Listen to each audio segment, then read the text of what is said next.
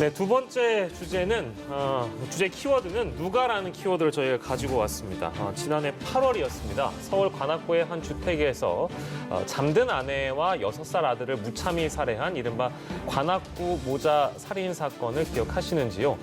재판에 넘겨진 남편이 항소심에서도 무기징역을 선고받았습니다. 이 내용을 함께 들여다보도록 하겠습니다. 먼저 어떤 내용인지 좀 더 구체적으로 개요를 좀 정리하겠습니다. 최영일 평론가께서 좀 정리해 주시겠어요? 지난해 8월에 있었던 이게 굉장히 화제가 됐던 안타깝고 끔찍한 사건입니다.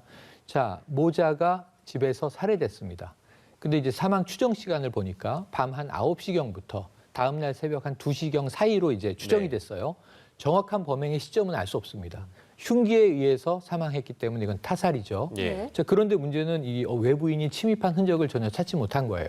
근데 그 시간에 아빠가 함께 있었던 것으로 예. 확인을 했는데 예. 자, 이 아빠는 함께 있었던 건 맞는데 집에 가서 이 아빠는 도예가예요. 자신이 작은 공방을 운영하고 예. 거기서 작업을 해요. 그런데 자신이 집을 나왔다가 새벽에 예. 들어가 보니 사망해 있었다. 그러니까 내가 없을 때 네. 누군가 살인자가 들어와서 예. 범행을 저지른 것이다. 나는 결코 범인이 아니다라는 이제 부인이에요. 예. 그 부인은 계속 이제 일관적으로 유지되고 있는데 예. 그럼에도 불구하고 이 사건이 주목받은 것은 직접 살해의 증거는 없어요. 정황밖에 없습니다. 네네네. 부검 내용과 예. 그리고 이제 이 외부의 CCTV 등등. 그래서 이러한 것들을 다 종합을 해서 1심과 2심에서 굉장히 치밀하게 이 범행을 재구성한 결과 예. 유일한 용의자는 아빠밖에 없다. 예. 그렇다면 결국 이 아빠가 범인이 아니겠는가? 예. 그럼 여기서 범행 동기가 있는가? 예. 범행 동기도 한 두 가지 정도를 이제 이야기를 했습니다. 예. 이제 내연녀가 있었고요. 예. 그 외에도 경제적으로 어려웠고 이러한 부분들을 들어서 지금 1심, 2심이 모두 똑같이 예. 범인은 아버지다. 이렇게 지목하고 무기징역을 선고한 사건입니다. 예. 예. 검찰과 이 조 씨 측 변호인은 사망 시간을 놓고 치열하게 다퉜는데 부인과 아들의 윗속 내용물을 통해서 사망 시간을 추정했다라고 나와 있습니다. 이거 어떤 내용입니까? 네, 보통은 통상적으로는 사체에 생기는 반점, 시반이라고 하는데요. 시반을 통해서 이 사망 시간을 추정을 하는데 이 사안 같은 경우는 시반을 통한 사망 시간 추정하는 게 좀 어려웠습니다. 그래서 이제 국가수에서는 부검을 통해서 이 피해자들 윗속에 남아 있는 이 음식물 토대로 사망 시간을 추정을 했는데요. 윗속에는 당시 마지막으로 식사했던 음식물이 남아 있었습니다. 예. 그래서 그 음식물이 남아 있는 내용물의 상태나 아니면 양으로 봤을 때 당사자들이 이제 마지막으로 식사하고 나서 4시간에서 6시간 사이에서 사망이 된 것 같다라고 추정 시간을 발표를 했습니다. 예. 근데 그 사망 시간으로 추정이 되는 그 시간에 이 집을 방문했던 사람은 이 아버지밖에 없었기 때문에 네. 그런 점에서도 이 아버지가 범인이 아니냐 이렇게 재판부는 본 것입니다. 예, 그렇군요.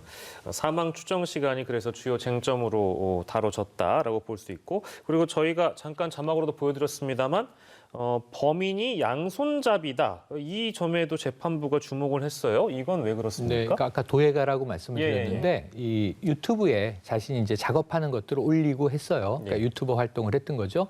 그런데 이 사망한 이 아내와 그리고 이제 아이를 보니까 이 그 흉기를 휘두른 각도 같은 것을 계산하지 않습니까? 예. 그랬을 때 두 손을 다 사용한 것으로 이 저 수사 과정에선 판단을 한 겁니다. 예. 그런데 그러면은 범인은 양손잡이일 것이다. 예. 왼손과 오른손을 다 익숙하게 쓰는 사람일 것이다. 예. 그런데 이제 재판 과정에서 이 그 피고인이죠. 이 아버지의 유튜브 장면을 보니까 이 도예를 하는 장면이 양손을 다 쓰는 거예요. 예. 왼손잡이라고 해요. 근데 예. 왼손잡이만이 아니라 오른손도 굉장히 능숙하게 예. 도구를 다루고 물건을 들고 쓰는 걸 봤을 때 네네. 이 아버지가 양손잡이로 보여진다라고 하는 것이 예. 재판 과정에서 주요하게 작용을 했습니다. 예. 예, 그렇기 때문에 재판부에서는 모든 사정을 고려해도 조 씨가 이 사건의 범인이 맞다라는 결론을 내렸는데 그러면서도 사형을 선고해달라는 검찰의 주장은 받아들이지 않았습니다.